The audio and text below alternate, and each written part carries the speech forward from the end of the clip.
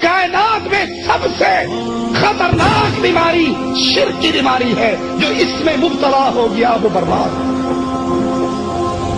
اللہ کی ذات میں شرک ہو یا اللہ کی صفات میں یا اللہ کی عبادت میں، جو غیر اللہ کو پکارتا ہے وہ اللہ کے ساتھ دوسرے کو شریک کر رہا ہے. یا علی مدد کہنے والوں، یا رسول اللہ مدد کی صدائیں لگانے والوں، قبروں کا طواف کرنے والوں، قبروں پہ سجدے کرنے والوں، پیروں کے پاؤں پکڑنے کے لیے ان کے سامنے رکوع کی کیفیت بنانے والوں، ان کی قبروں پر بکروں کی نیاز دے کر، جانوروں کی نیاز دے کر، خون بہا کر اللہ کی عبادت میں ان مردوں کو شامل نہ کرو.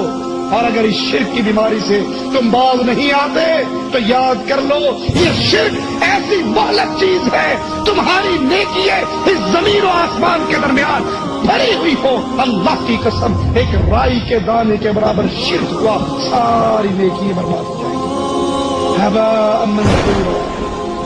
یہ ریت کے ذرات کی طرح اڑا دی جائے گی. شرک کی موجودگی میں نہ نماز قبول ہے، اللہ سے ڈر کر کہہ رہا ہوں. شرک کی موجودگی میں نہ تہجد منظور، نہ اللہ کو روزے قبول، نہ جہاد اور صدقہ اور خیرات منظور. جو اللہ کے ساتھ شرک کرتا ہے اس کے سارے اعمال برباد ہو جاتے ہیں.